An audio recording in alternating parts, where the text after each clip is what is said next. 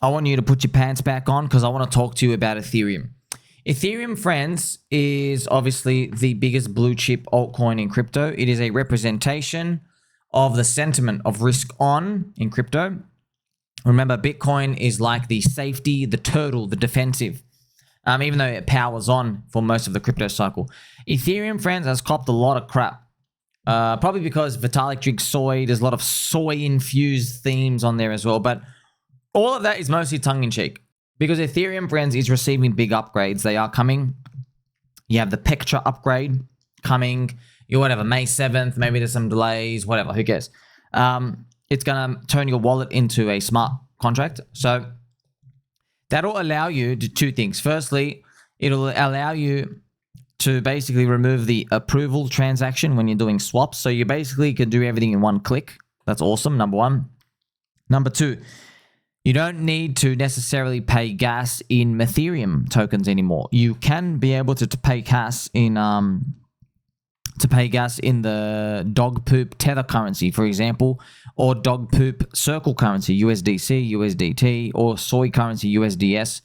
So different swapping contracts, they can be basically programmed to take money off you and let you do a transaction. They'll take a transaction off you to do that. So it'll be really cool, right? But don't take my word for it, friends. So what I'm going to do is I'm going to play for you some Pumpy G music because it's one thing for us to say things are going to get better, you know, and by the way, man, we've had a lot of red monthly candles for this thing. It's been so painful. But look at the roadmap, friends. So scale the layer one near-term roadmap. So you remember, friends, Ethereum, it's the heart of the city, and then you have all the layer twos around it. A lot of layer twos are just junk, but this is like pretty much everything in life. You know what I mean?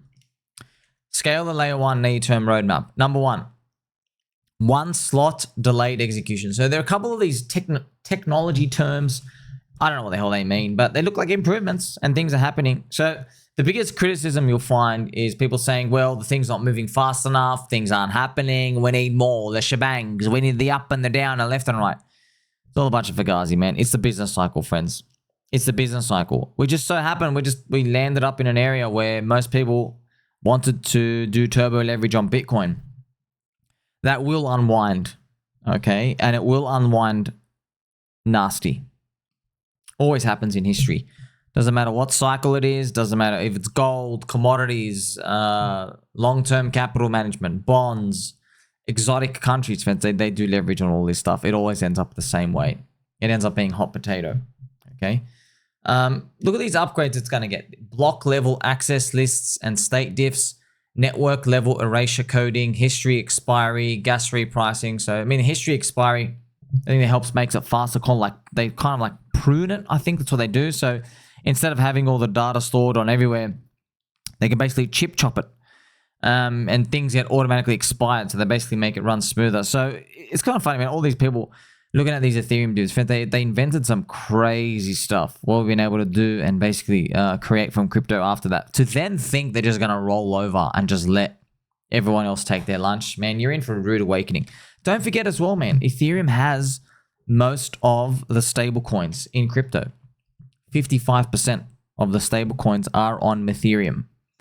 And stable coins, remember, so stable coins, they look boring. Oh, it's stable, but no, friends. Firstly, StableCoin SuperCycle, maybe PDI participates in that, we'll see. But when it comes to Ethereum and stablecoins, the way to think about it is, remember, a stablecoin, friends, is just a US bank account.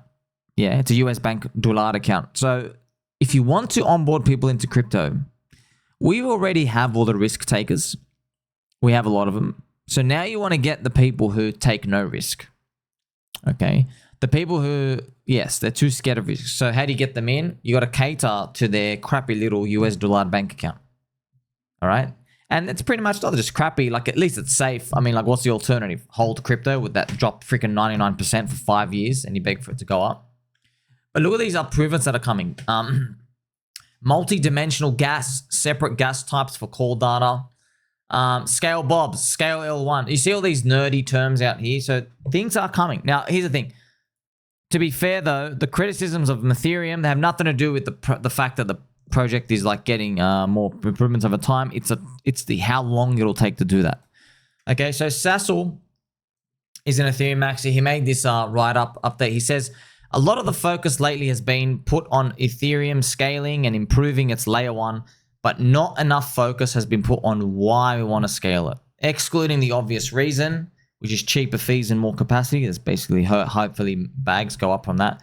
There's also the interoperability for rollups, layer 2s, much faster finality, a stronger Ethereum burn, and more zero knowledge friendly layer 1s, friendly solo home staking. So another thing to think about as well, friends, remember Ethereum, their advantage, okay, is that they're super decentralized. And I guess the Ethereum actually came, it's interesting for their talk. They say, look, if we start to compromise on how decentralized we are, then it's a race to the bottom. Because once we sacrifice on that, we're like, hey, you know what? Screw the decentralization part. Let's just skip on that part. Then the next person comes along and they go, oh, you used to be 10 units of decentralization out of 10. Now you're only 9. Okay, we're going to be 8. We're going to be a bit faster than you. And then someone's going to come after that, and then they're going to be 7. And then someone's going to come after that and be 6, and then 5, and then 4, and then suddenly, like, just what are you building? You're building out the whole stream. Now, end users, you and me, we don't really give a crap, do we? Okay, because you kind of have a pro-crypto administration. That's what they pretty much, that's the talking points. A lot of people say, well, Bitcoin is built for, it's kind of funny, man. They're saying, well, Bitcoin and these things, they're built for peacetime and wartime, whereas Ethereum's only built for wartime and no one really cares. And that's referring to the fact that if you had like a Joe Biden administration, they would be like anti-crypto, and then like being decentralized would help. But I don't know if I buy that at all, Fred. That's just Fugazi narrative stuff. It's just the things people tell each other not to get long. It's all that saying to come again, right?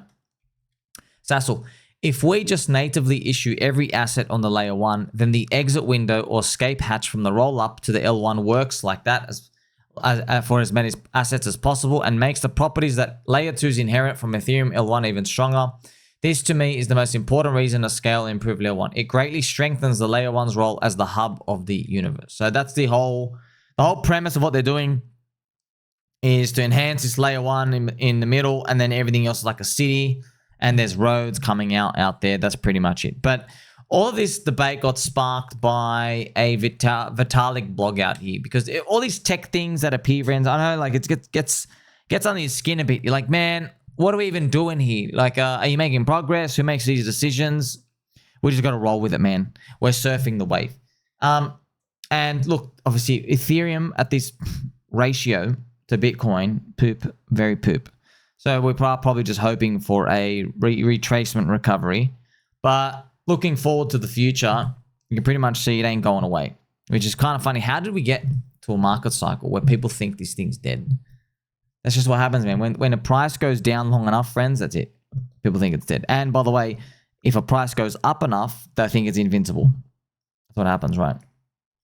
New Vitalik blog post on replacing the EVM with Risk V in the long term. I am a huge fan of this direction for Ethereum's execution layer.